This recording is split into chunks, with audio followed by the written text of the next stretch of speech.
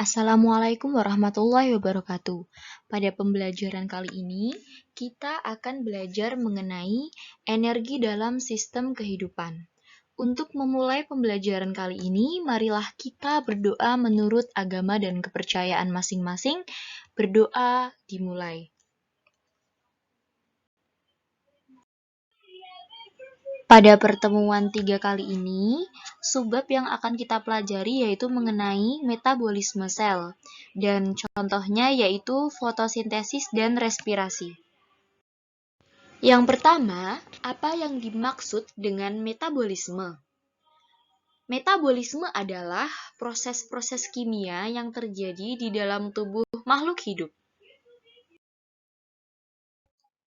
Metabolisme adalah proses kimia yang terjadi di dalam tubuh sel makhluk hidup. Metabolisme disebut reaksi enzimatis karena metabolisme terjadi selalu menggunakan katalisator enzim.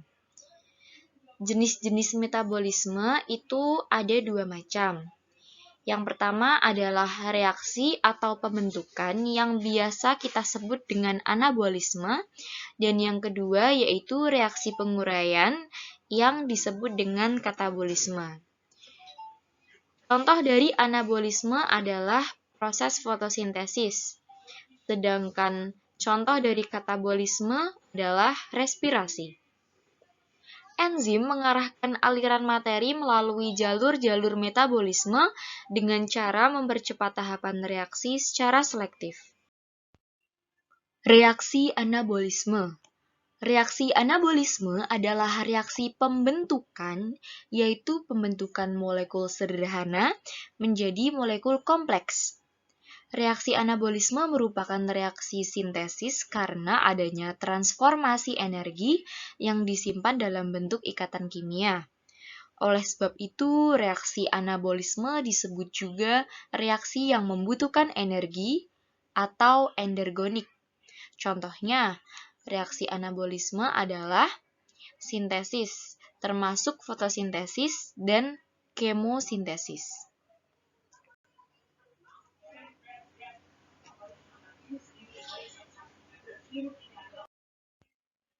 Reaksi katabolisme. Reaksi katabolisme adalah reaksi yang sifatnya memecah ikatan kimia yang kompleks menjadi ikatan kimia yang lebih sederhana. Jadi, untuk reaksi katabolisme ini, kebalikan dari reaksi anabolisme. Pada waktu ikatan putus dan molekul terpecah, terjadi pembebasan energi atau reaksi eksergonik. Contoh reaksi katabolisme adalah proses respirasi, termasuk aerob dan anaerob.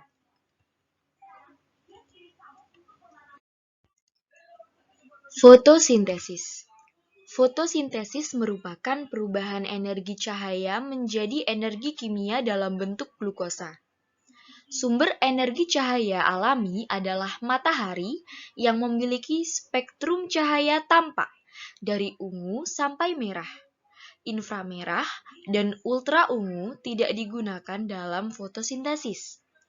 Fotosintesis dilakukan oleh tanaman atau makhluk autotrof lain, membutuhkan cahaya, air, dan karbon dioksida. Di mana terjadinya proses fotosintesis? Proses fotosintesis terjadi pada organ daun.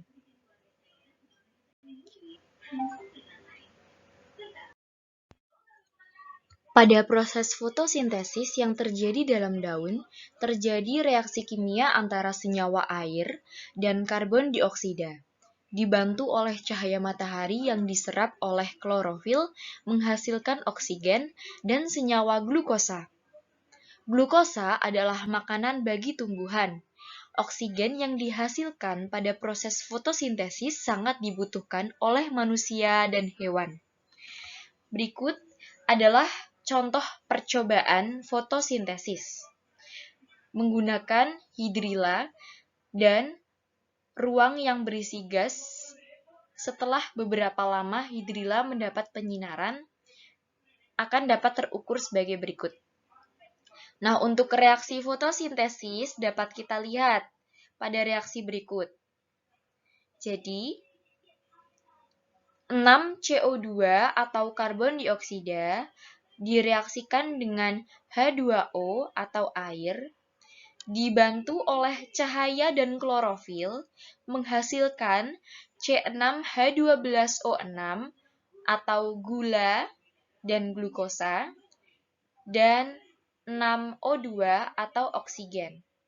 Ya, Ibu ulangi, jadi untuk reaksinya 6 CO2 direaksikan dengan 6 H2O menghasilkan C6H12O6 dan 6O2 dibantu oleh klorofil dan cahaya matahari. Fotosintesis terjadi di dalam kloroplas. Struktur kloroplas terdiri dari dua lapis membran bagian dalam disebut membran. Bagian yang tebal disebut tilakoid. Kumpulan tilakoid disebut granum atau jamaknya grana. Jadi untuk satu lempengan ini adalah granum, sedangkan untuk tumpukan granum itu disebut grana. Dan stroma adalah cairan yang mengelilingi tilakoid. Jadi untuk stroma itu terdapat pada bagian yang berwarna abu-abu. Klorofil. Klorofil adalah zat hijau daun, terletak di membran tilakoid. Klorofil memiliki Mg+ di bagian tengah. Pigmen klorofil memperoleh energi atau foton atau cahaya dengan cara menyerapnya pada panjang gelombang tertentu. Tanaman berwarna hijau karena panjang gelombang berwarna hijau dipantulkan, tidak diserap. Dalam proses fotosintesis terjadi dalam dua fase, yaitu fase terang dan fase gelap. Fase terang, reaksi yang memerlukan cahaya dan air. Cahaya diserap oleh pigmen, menghasilkan energi atau ATP dan NADPH, terjadi di membran tilakoid. Sedangkan untuk reaksi gelap disebut tahap sintesis dari fotosintesis, menangkap energi matahari untuk mengubah energi kimia menjadi gula. Reaksi gelap tidak membutuhkan cahaya dan terjadi di stroma. Karbon dioksida diubah menjadi glukosa. Energi, ATP dan NADPH yang dibentuk selama reaksi terang digunakan sebagai energi dalam membentuk glukosa. Contoh katabolisme yaitu terjadi pada peristiwa pernafasan atau respirasi, atau biasa disebut dengan oksidasi biologi. Respirasi yaitu suatu proses pembebasan energi yang tersimpan dalam zat sumber energi melalui proses kimia dengan menggunakan oksigen. Dari respirasi dihasilkan energi kimia untuk kegiatan kehidupan, seperti sintesis, anabolisme, gerak, dan pertumbuhan. Contoh respirasi pada glukosa, reaksi sederhananya yaitu C6H12O6 atau glukosa dan O2 atau oksigen diuraikan menjadi 6CO2 karbon dioksida ditambah 6H2O dan energi. Pada proses respirasi bukan sekedar memasukkan oksigen dan mengeluarkan karbon dioksida oleh paru-paru saja. Namun, respirasi adalah proses pemecahan glukosa oleh oksigen yang terjadi pada makhluk hidup yang akan membentuk energi untuk aktivitas tubuh. ATP atau adenosin trifosfat sebagai sumber energi. Skemanya yaitu C6H12O6 ditambah O2 diuraikan menjadi CO2 ditambah H2O ditambah energi. Jadi, yang memerlukan oksigen adalah setiap sel pada tubuh. dan dipakai untuk memecah satu glukosa menjadi 36 ATP. Sekian video pembelajaran kita kali ini. Semoga ilmu yang kita pelajari dapat bermanfaat. Terima kasih. Wassalamualaikum warahmatullahi wabarakatuh.